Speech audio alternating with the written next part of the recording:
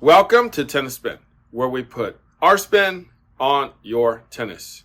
So viewer question today, guys. Where is profitability in a tennis shop? Stay tuned for that one. All right, so viewer question from Bradinsimms. Hi there. I enjoy your videos. I thought your one about startup costs and also the one about buying were particularly interesting. I have a question that I think would make another interesting topic. Basically, what is the breakdown of your business? Some more specific questions are, how much of your business comes from stringing? How about racket sales? What's the margin on most rackets? What about balls? What about shoes, clothing? What pieces of business are more profitable? Are there any parts you're just breaking even on or may not even be worth the hassle? Well, that's a great question there, Bradinsimms. I'll just call you Brad. Thank you for that question. So I will actually break it down for you guys as to where profitability lies in a tennis pro shop. And then maybe you guys can understand why there aren't that many around anymore.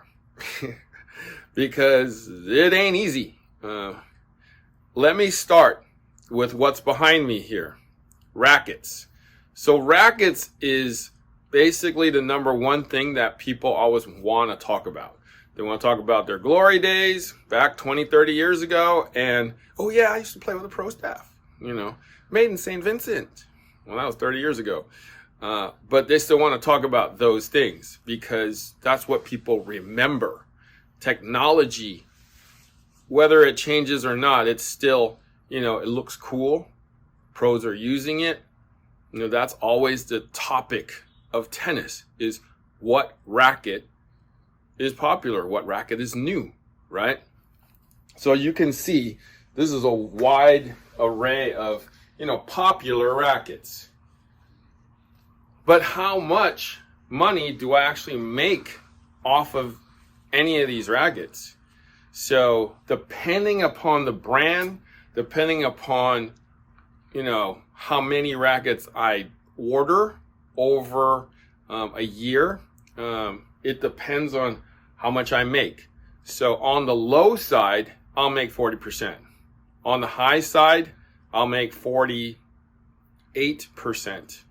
So I don't get to double my money on these rackets. Okay? And again, everybody always asks me, how much is that racket? Well, it's the same everywhere else, guys. We are all governed by Babolat. We are all governed by Wilson. We're all governed by Head, right? They basically have a price structure that's called MAP, manufacturer's advertised price.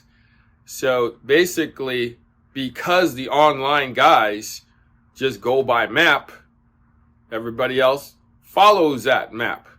So for like a pure drive for $229, everybody else has it for $229. So when you call your pro shop, when you call your local store, it's going to be the same price everywhere. Okay? So unless you have a loyalty program somewhere, and just to let you know, that's actually illegal for them to do. Okay? But moving on. Let's go. Accessories.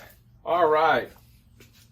So here's the thing about accessories. We do make 50% or a little bit more on most grips, dampeners, lead, sweat bands, most of this stuff.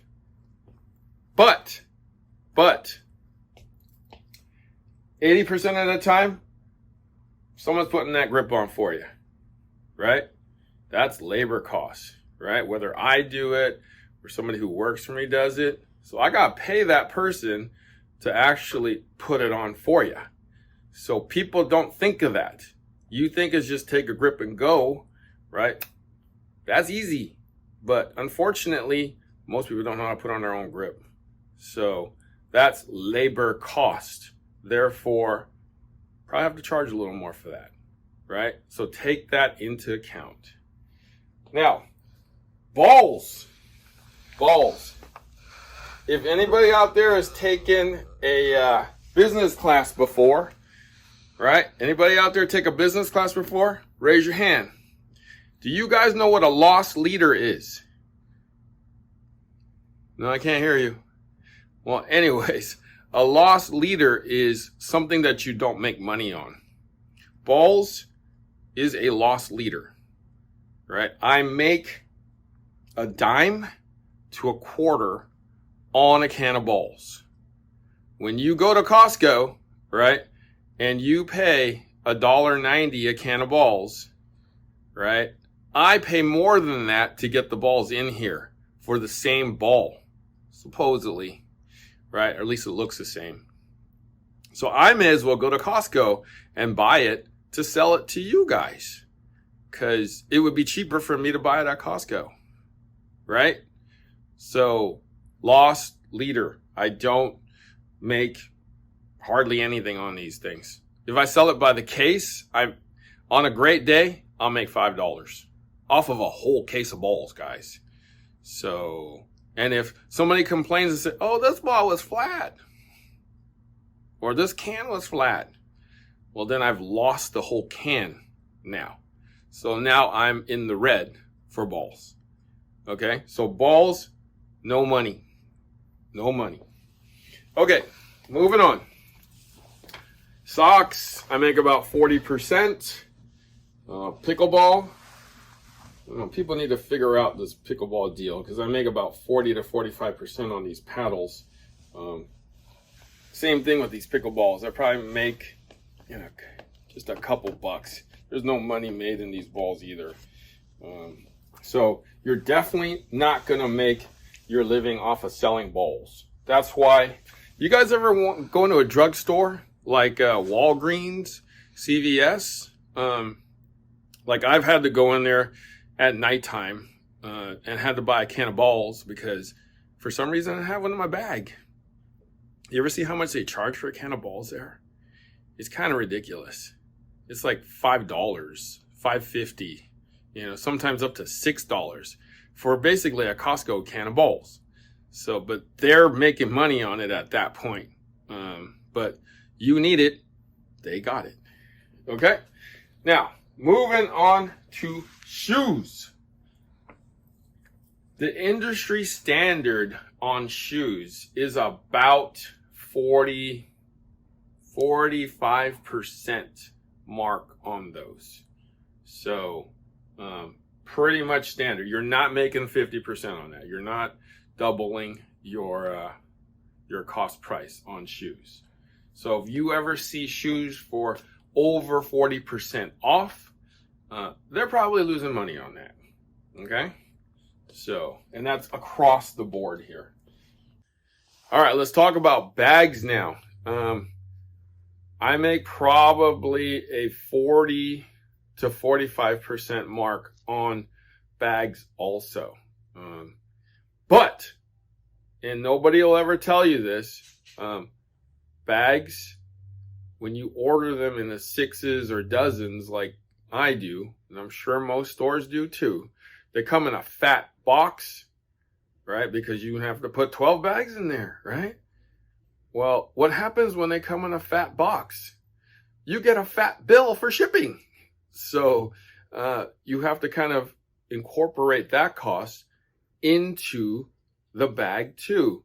So by the time I pay for that fat bill for that fat box, I might make 40%. I might make 40%. So these little things that you have to incur with, shipping price. And shipping is kind of outrageous nowadays too. UPS has gone up, FedEx has gone up, even the post office has kind of gone up. So and we have to incur those costs. Okay, so let's move on to strings. All right, behind me, wall of strings. Now, when you go online and you buy single packs of strings for, let's say, $10, right? $12. How much do I make? How much do the online guys make? $2? $3? There's not a whole lot of money if you're actually buying the packs of string. There's very little margin in there, right? Now, it leads me into, how about the act of stringing, right? This is where the money is in a tennis shop, right? Putting the strings on your racket. So there's labor cost. Make a couple bucks off of that from the string itself, right? And that's where, we get to pay the rent. We get to pay the employees, right? We get to pay the cost of running a store, right? It all comes from here. And selling rackets and selling you some shoes. But the bulk of the profitability is in the stringing. But the problem is somebody has to string it. It doesn't string itself, right? So you got to pay the person to put the string in your racket. So that's a cost that actually you have to incur. Now, if somebody can invent a machine that can actually put the string in the racket for you, then we're probably talking, right? But I don't think anybody's in the process of doing that right now. Profitability is in the stringing. Unfortunately, someone's got to do it. All right, so since hats and visors are part of clothing, right, I would say this is the most profitable part of any clothing store. Well, why is that? Okay, I make about a 50 mark on there, so I double, right? I double my price, and people buy it. People don't care.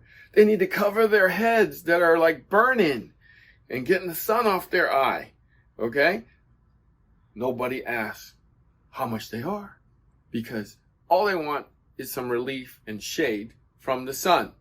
So hats, number one in terms of sales and profitability in any pro shop. Clothing, real clothing, shirts, shorts, tops, skirts. This is where you can make a little bit of money or lose the shirt off your back because you overdid it.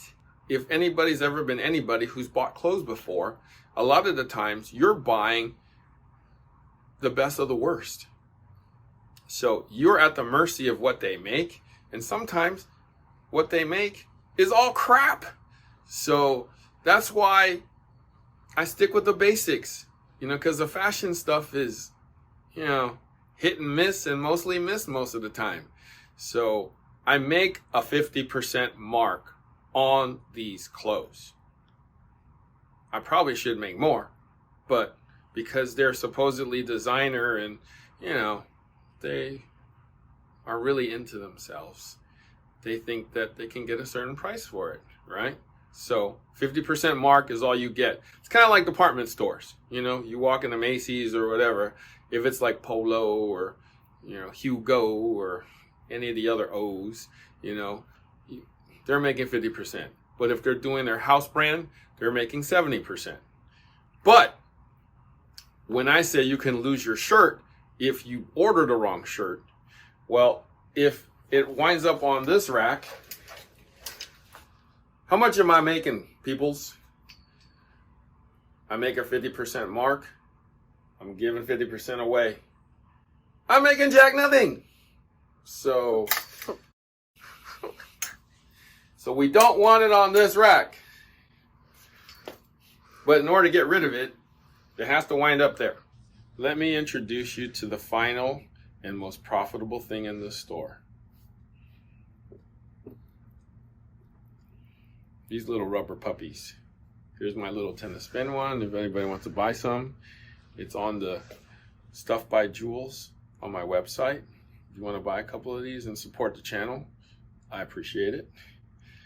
But these are the most profitable things in the store. I charge $5 for these. And because you guys can't endure the annoying ping sound, and some of you even think that this little $5 piece of rubber can prevent tennis elbow. You guys buy them, you know? And since more than half of you guys can't install these, I wind up not breaking a nail and putting it on for you, you know, because you just got a manicure. So I saved you from that expensive manicure and I installed it for you with my labor. And I'm making like 200% profit on these. So the most profitable thing in this store is this little piece of rubber. Well, enough about that. Okay, so I hope you learned something about opening up a pro shop. If you want to open up a pro shop, let me know. I might be able to help you. All right? Thank you for watching Tennis Spin, where we put our spin on your tennis.